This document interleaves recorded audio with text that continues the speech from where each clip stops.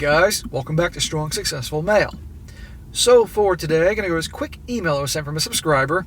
This is my guy, sounds like he's probably in his late 40s to maybe early 50s. And he's writing in to share some real quick examples of things that he's seen and learned about on this channel pop up into his life.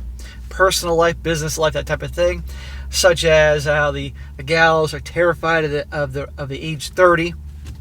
And will oftentimes rush things along to get a ring on their finger. Or what else about gals? They can screw up a whole relationship when things don't work out. They're begging to come back, that type of thing. Or just all sorts of other little details that that he's learned on this channel. And that'd be good to go over, a good refresher course to show you that these types of things, these stories, whether you question they're real or not, guess what? They happen. And I'm sure many of you guys, you've been watching for a while, have observed a lot of things that I talk about. So that's why it's so important to watch these videos, watch or listen, whatever you do. I mean, I think most of you just listen to them because otherwise you're just looking at me in the fucking car here and looking at what trees behind me or what squirrels crawling around the branch behind me. But anyhow, it's always good to listen to these stories because it's definitely something you can learn and can help you out. So he says, hello, Troy. I know it's not your real name. Do I look like a Troy? Nope, not Troy. And it ain't Rumpelstiltskin either. Keep on guessing. I've been listening to your channels for almost a year now and find your stories very entertaining and educational. And your commentary cracks me up. But I wanted to share with you a few stories that just recently happened in the last couple days, where some of your sayings are absolute truths. A little bit about me to start. I'm married and have been with my wife for 25 years. Holy crap. Man. I mean, I guess, given that things you've learned in this channel, that she's, been one of the good ones. 25 years. We dated for about 7 months until we got pregnant. Smack! We're pregnant. You fucking with me? He shows a bunch of laughing faces, says that, LO, that was just for you. Yeah, okay. There's no we're pregnant, guys. It's fucking political correct bullshit. You're not carrying around a bun in your oven for 9 goddamn months and throwing up and morning sickness and all that stuff. No. We had troubles just like anyone else, but she loves and respects me, and I love and appreciate her. There's a lot more to it, but that sums up pretty well. There's no such thing as a perfect relationship, and you're going to disagree and have troubles. That's fucking life. But if she's been loving and supportive and loyal, wonderful. So this first story happened at work. A female coworker who is a single MOM and I had a conversation, and I asked her how old she was, and she said she's 29. Uh-oh. You probably pissed her off by asking her age. So I asked her if she was dreading turning 30, and she said, oh my God, yes. She says that she literally cried when she was thinking about it. So yes, they all dread the big 3-0. And my next story happened in a cafe when I ran to an old friend. So we're going to go to a teaching moment here. Number one, we can all laugh. Surprise, surprise. Single MOM. And she's having a meltdown, crying, thinking about turning 30. Why, guys, do they freak out about 30? Because they know darn well once 30 hits there, it's like driving a brand new car off the dealership lot, whatever car you buy. That market value goes down. I'm not saying you can't have pretty girls that are in their 30s or 40s, shit, even 50s, if they work hard to take care of themselves. But the prime time of the teens and 20s are bye-bye. That's why they all rush to get a guy by 30 years old. So, gentlemen, if you're brand new to this channel and you happen to watch this the first time, if you haven't had very much success with the ladies, well, if you call them that, in your teens and 20s, and all of a sudden because you are starting to have success in your career, you're looking good, you become a late bloomer, and all of a sudden gals that, let's be honest, wouldn't pay much attention to you when you're younger are now, warming up to you. And guess what? They're getting close to 30. Be aware, it ain't just about all of a sudden you're cool. It's probably because they're scared shitless turning 30. They want that rock in their finger. Because all their girlfriends and female relatives are probably all married or on their way, and they want it too. So they will rush things along. So be careful. And right here, perfect example. I know some of you are like, shut up, SSM, get on with the story. Well, we're using this to learn shit. Next one. He says, during our talk, he ran into an old friend in a cafe. During our talk, he mentioned something about his wife moved out. I was like, hold on, did you just say she moved out? He nodded and said, yeah. I was shocked. They had a strong marriage. Apparently not. I thought, and he said, yeah, she wanted something different. She left him back in August, and he seemed generally saddened, so I tried to lift his spirits and said that wait until you get a younger and hotter girlfriend, she'll lose her ever-loving mind. Yes, she will. He chuckled and admitted he was seeing a younger woman. I say, what are they saying about aging? Men age like Sean Connery, and women age like Sean Connery. He laughs and says he never heard that one before.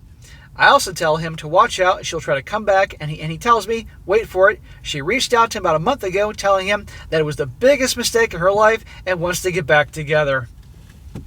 There you go. How many stories have you heard this, guys?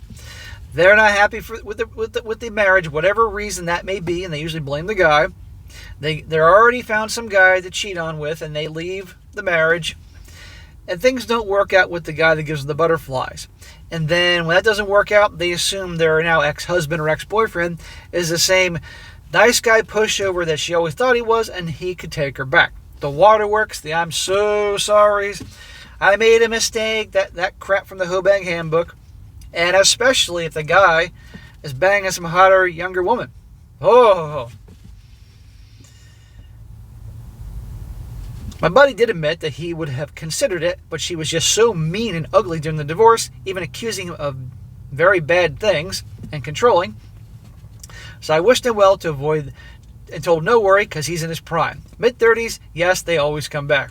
See? If things are bad, they always come back. Remember that, guys. Doesn't mean you got to take them back. The last story happened the next day at work again. I have a coworker, I'll call him Jim. He's 28 years old and was engaged as far as I knew. But on this morning, he was wearing a wedding band, so I asked him, did you get married? And he said he did. My condolences. And right then, some old Karen coworker offered up her sage advice. Remember, happy wife, happy life, she said. Bullshit. With the biggest smile on her face. I immediately say, that's wrong, it's happy house, happy spouse. She does nod and agrees, but goes right back into the happy wife, happy life crap again. And I say, that's blue pill BS. Don't listen to that, Jim. It's blue pill crap. The narrative of happy wife, happy life. What happens, guys, let's learn from this. As a reminder, what happens when a man falls into this happy wife, happy life crap? What does that really say? It means pretty much the guy needs to do everything and anything to make her happy. Kiss her ass, throw his fucking jacket on a puddle so she won't get her fucking stilettos dirty or wet, and give her everything she wants. What happens to those guys? I think you guys know. They get treated like dog shit. They're usually used and cheated on and left broken. And the woman goes off to the guy and cheats with the ones that doesn't do any of that stuff. Now, I'm not saying that you're not good to your woman, girlfriend, fiance, or wife, but that has to match. She has to reciprocate with love and affection and loyalty, all these positive things that any man deserves. And guess what? A woman would deserve that if she is behaving in kind. But this happy wife, happy life, kiss her ass and make her the center of the universe, that's a terrible idea. So, right here, the saying, don't ask a fish how to catch a fish, ask a fisherman how to catch a fish. You don't ask women, don't take dating advice, love advice, relationship advice for women, because they're going to probably fuck it all up, either intentionally or they just don't get it. Now then, I had to go do something, but made a point to go back to those youngsters and say that don't listen to women when they give you advice about women. You don't ask a fish how to fish, you ask a fisherman. Jim says, dang, that's smooth. And then as I walked away, I dropped the classic for the Godfather, Al Bundy. Don't try to understand women. Women understand women, and they hate each other. Keep up the good work, Troy. So that's it. I told you guys a short thing, but I thought we'd go into cover here because these stories that come from guys all over the world, you all know this, guys, different religions, cultures, socioeconomic background, jobs, they're all the same. So we can all learn something. We can all get great entertainment. I know you ain't here just to learn shit. You're here to be entertained. But we can get an education through entertainment and help make our lives and situations better. And right there, all these different things he's learned, these stories, right there in front of him in just a few days. So I appreciate you writing in, letting me know how these things that you've seen these things, and the fact that this guy can pick them out means he's learned something. So good for you, bro. All right, guys, that's it for today. Be sure to comment down below. Let me know what you think about this. And again, guys, you got a great personal story you want to share, definitely email it to me, strongsuccessfulmale@gmail.com. You may not think it's worth writing in, but a lot of guys write in, and maybe you guys have heard guys say things like, I don't know if this will make it to a video, SSM. Well, there's value in everybody's story. Some stories are outright hilarious entertainment, great revenge stories. Some stories are purely, they're not very hilarious, but they're great guys turning their lives around. There's a whole bunch of things, and believe me, there's always a lesson. It's like the fucking Karate Kid. Mr. Miyagi could turn anything, any activity, into a karate lesson with Danielson, right? So I try to Miyagi it and get your stories here and turn it into a fucking life lesson to help you guys out as well as entertaining you. So definitely don't hesitate to write your stories and send them in.